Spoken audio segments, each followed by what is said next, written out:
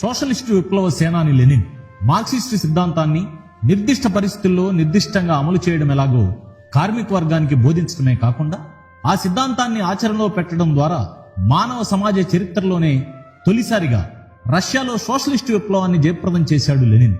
అందుకే మార్క్సిస్ట్ సిద్ధాంతం రష్యా విప్లవం తర్వాత మార్క్సిజం లెనినిజం అయి ప్రపంచ కార్మిక వర్గానికి ఒక ఆయుధంగా మారింది.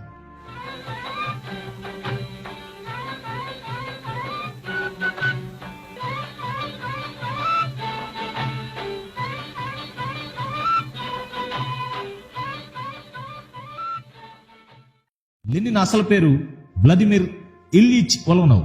లెనిన్ అనేది ఆయన కలం పేరు, కానీ ఆ పేరుతోనే ఆయన చరిత్రలో ప్రసిద్ధి చెందింది. 1917లో రష్యాలో లెనిన్ సాధించిన సోషలిస్టు విప్లవం రష్యన్ ప్రజల జీవితాల్లో వెలుగులు నింపడమే కాదు, ప్రపంచ గమనాన్ని మార్చివేసింది. విప్లవం తర్వాత రష్యాలో ఏర్పడిన శ్రామిక రాజ్యం తొలిసారి ప్రజలకు అనుకూలమైన విధానాలు అమలు చేసింది. ఉద్యోగం చేయడం రాజ్యాంగ హక్కుగా మార్చింది. అందరికీ ఉచిత విద్య, వైద్యం అందించింది. సరిపడా గృహ సౌకర్యం, సాంస్కృతిక వికాసం ప్రజలందరి సొంతం చేసింది. పంచవర్ష ప్రణాళికలతో బ్రహ్మాండమైన అభివృద్ధిని సాధించి పెట్టుబడిదారీ సామ్రాజ్యవాద పశ్చిమ దేశాలకు ధీటుగా నిలిచింది. రెండవ ప్రపంచ యుద్ధంలో ఫాసిజాన్ని ఓడించి ప్రపంచంలో 3వ వంతు భూభాగం సోషలిస్టు వ్యవస్థగా ఆవిర్భవించడానికి తోడ్పడింది. వలస దేశాల్లో ప్రజా పోరాటాలకు రష్యన్ విప్లవం పెద్ద ఊపునిచ్చింది.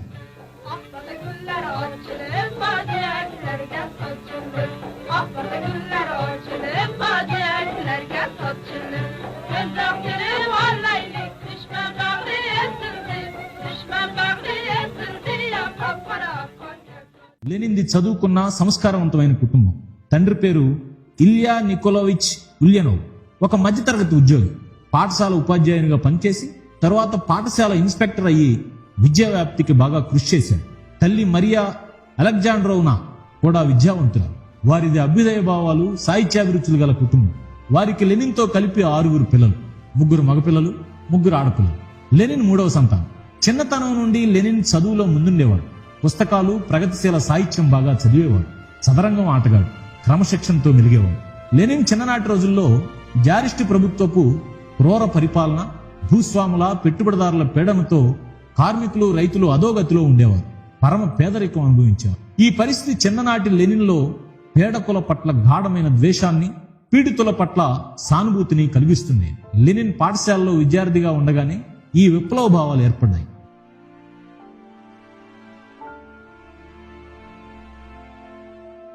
1886లో లెనిన్ 16వ ఏట ఆయన తండ్రి చనిపోయాడు. 6 మాసాల తర్వాత సెంట్ పీటర్స్బర్గ్ విశ్వవిద్యాలయంలో చదువుతున్న ఆయన అన్న అలెగ్జాండర్ను అధికారులు ఉరితీశారు. అలెగ్జాండర్ మార్క్సిజాన్ని అధ్యయనం చేసేవాడు. నిజానికి లెనిన్కు మార్క్సిజాన్ని తొలుత పరిచయం చేసింది ఆయనే.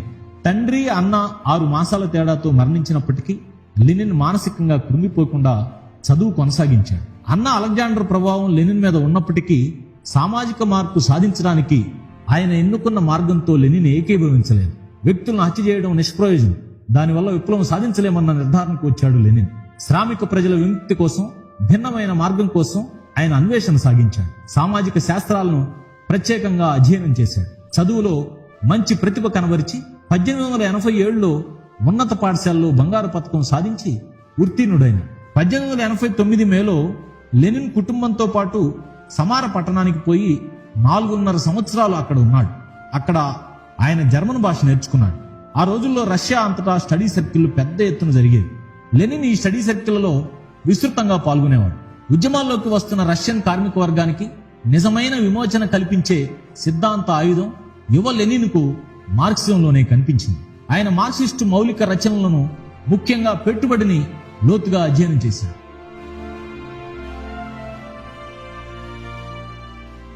కార్మిక వర్గానికి స్వతంత్రమైన సొంత పార్టీ ఉండాలన్న మార్క్స్ నిర్ధారణను అంతర్జాతీయ కార్మికోద్యమం పూర్తిగా అనుసరించాలని లెనిన్ చెప్పాడు. కార్మిక వర్గ అగ్రగామి దళంతో పార్టీ ఏర్పడాలన్నాడు. అది రష్యాలో విప్లవాన్ని సాధించగల కేంద్రీకృత నిర్మాణాన్ని కలిగి ఉండాలన్నాడు. కార్మికోద్యమానికి సోషలిస్ట్ చైతన్యాన్ని అందించే పని దాని కర్తవ్యం అన్నాడు. ఈ పార్టీ రైతు ఉద్యమాలకు సహాయం అందించాలని, గ్రామీణ ప్రాంతాలతో కార్మికోద్యమం సంబంధాలు కలిగి ఉండాలని చెప్పాడు. 19వ శతాబ్దం చివరిలో జారిస్టు రష్యా అనేక దురాక్రమణ యుద్ధాలు చేసింది. అదే సమయంలో దేశంలో కార్మికోద్యమం ఉధృతమైంది. దీన్ని అదుపులో పెట్టాలంటే యుద్ధమే శరణ్యమని జారు భావించాడు. దానికోసం అతను జపాన్పై దాడి చేశాడు. ఈ యుద్ధంలో గెలిస్తే ప్రజల్లో తమ స్థానం మరింత పటిష్టమవుతుందని భావించాడు. కానీ జారు సైన్యాలకు సరైన శిక్షణ, ఆయుధాలు లేకపోవడంతో రష్యా బాగా దెబ్బతిన్నది. ఓటమి మీద ఓటమి చవిచూసింది. లక్షల మంది సైన్యం చనిపోయారు, మరిన్ని లక్షల మంది గాయపడ్డారు. జారు యుద్ధం ద్వారా రష్యాలో పెరుగుతున్న విప్లవోద్యమాన్ని దెబ్బతీయొచ్చును అనుకున్నాడు. కానీ యుద్ధమే విప్లవాన్ని ముందుకు తెచ్చింది. 1904 చివరిలో ప్రారంభమై 1905 జనవరి నాటికి రష్యాలో కార్మిక సమ్మెలు ఉధృతమైనాయి. జనవరి 3న సెంట్ పీటర్స్బర్గ్ లో పెద్ద సమ్మె జరిగింది. సమ్మెలో పాల్గొన్న కార్మికుల ముందు గేసన్ అనే మతాధిపతి ఒక కార్యక్రమం ప్రతిపాదించాడు.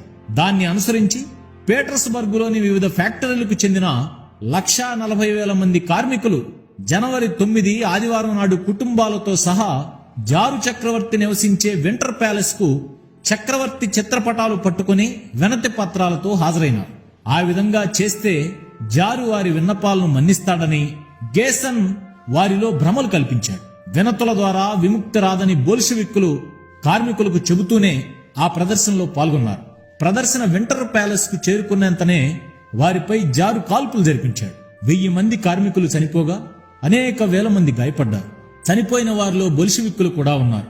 ఆ రోజున పీటర్స్బర్గ్ వీధుల్లో కార్మిక రక్తం ప్రవహించింది. అందుకే ఆ రోజును బ్లాక్ సండే అంటున్నారు. ఈ దారుణ హత్యాకాండతో రష్యాలో కార్మిక సమ్మెలు దేశమంతటా వ్యాపించాయి.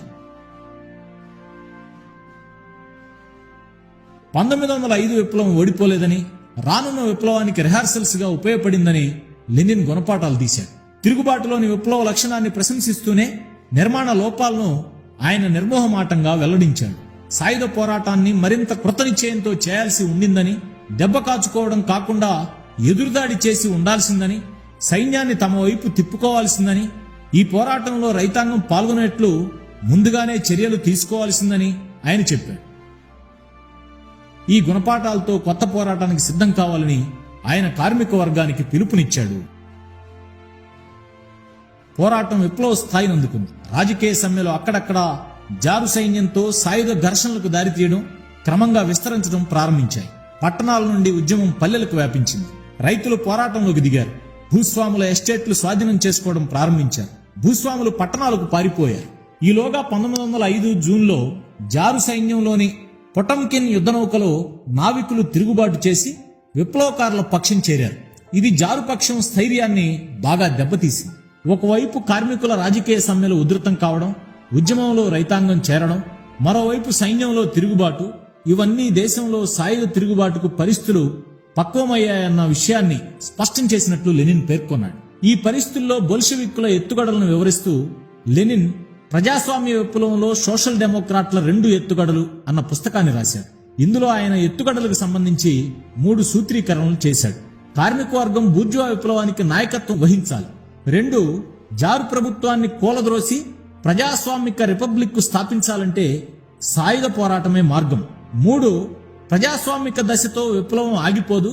ఈ దశలో నిర్వహించాల్సిన కర్తవ్యాలు నిర్వహించిన అనంతరం కార్మికవర్గ నాయకత్వంలో సోషలిస్టు విప్లవం కోసం పోరాడుతుంది.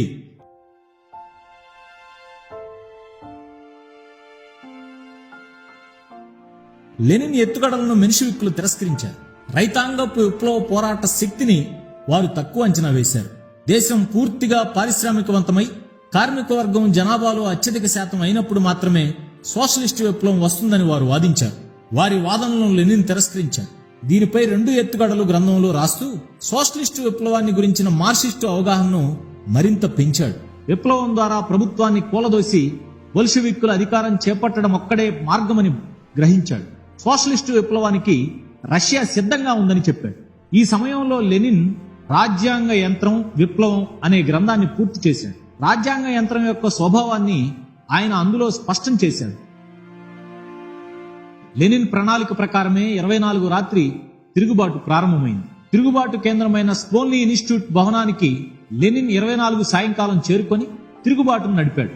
ఆ రోజు రాత్రికి రాత్రి రెడ్ గార్డులు కీలకమైన ప్రభుత్వ స్థావరాలన్నింటినీ స్వాధీనం చేసుకున్నారు. తాత్కాలిక ప్రభుత్వ మంత్రులు సమావేశమై ఉన్న శీతాకాల రాజభవనాన్ని వెంటనే పట్టుకోవడానికి లెనిన్ అక్టోబర్ 25 రాత్రి ఉత్తర్వులు ఇచ్చాడు. అరోరా యుద్ధనౌక నుండి తిరుగుబాటు సైన్యపు కాల్పుల సంకేతం విని విప్లవ దళాలు రాజభవనాన్ని ముట్టడించి స్వాధీనం చేసుకున్నాయి. దాంతో బూర్జువా ప్రభుత్వపు చివరి కోట పతనమైంది.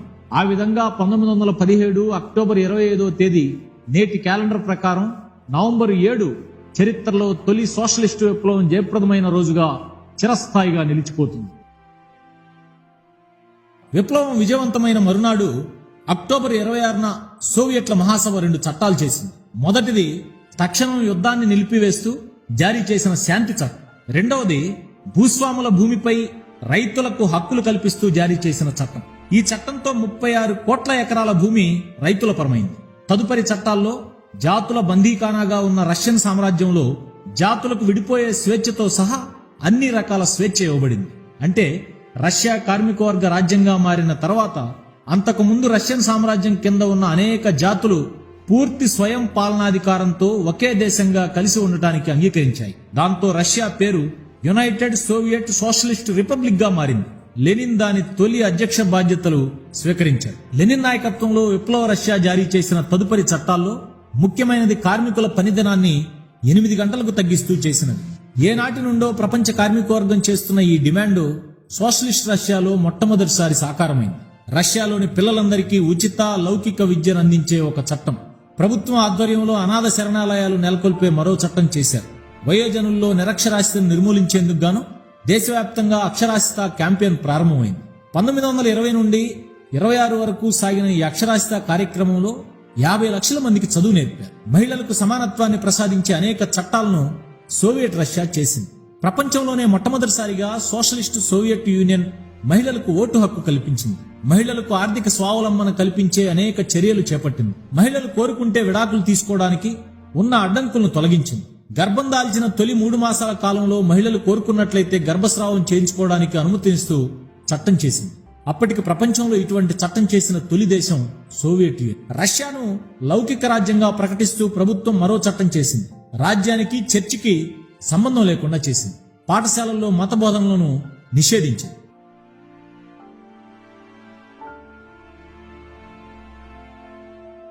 లెనిన్ మనసు, మాట, చేతలకు ఎన్నడూ తేడా కనిపించలేదు.